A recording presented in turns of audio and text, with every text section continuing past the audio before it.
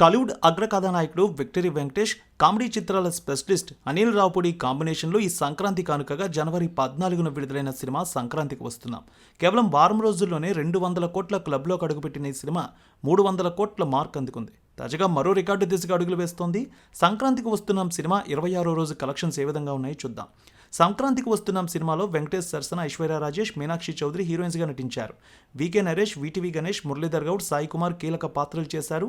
నటీనటుల remuneration, promotional ఖర్చులతో కలిపి ఈ సినిమా దాదాపు 40 కోట్ల రూపాయల బడ్జెట్తో శ్రీ వెంకటేశ్వర క్రియేషన్స్ బ్యానర్పై ప్రముఖ నిర్మాత దిల్ రాజు నిర్మించారు. ఇక ప్రీ రిలీజ్ బిజినెస్ అద్భుతంగా జరిగింది. బ్రేక్ ఈవెన్ కావాలంటే సుమారు 85 కోట్ల రూపాయలని ట్రేడ్ పండితులు విలువ కట్టారు. ఈ టార్గెట్ కేవలం 3 రోజుల్లో ఛేదించి దుమ్ము రేపింది ఈ సినిమా. తొలి వారంలోనే 200 కోట్ల వసూళ్లతో అత్యంత వేగంగా ఈ ఘనత సాధించిన తొలి సంక్రాంతి సినిమా ఇది. 80 కోట్లకు పైగా లాభాలు బయ్యర్లకు అందించింది ఈ సినిమా 2 వారాల్లోనే.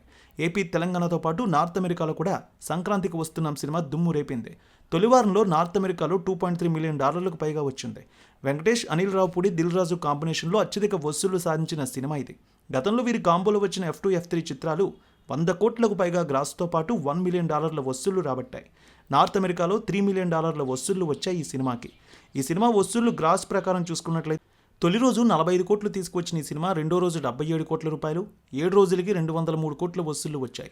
14 రోజులకి 286 కోట్ల రూపాయల వసూళ్ల మార్క్ అందుకుంది. ఇక 21 రోజులకి ఈ సినిమా చూసినట్లయితే 312 కోట్ల రూపాయల వసూళ్లు వచ్చాయి. క్రమంగా 24 రోజు, 25 రోజు సుమారు 1.5 కోటి మధ్య వసూళ్లు వచ్చాయి. మొత్తం 26 రోజులకి 318 కోట్ల కలెక్షన్ మార్క్ అందుకుంది ఈ సినిమా. ఈ మూవీ ఓవర్సీస్లో కూడా దుమ్ము దోపింది.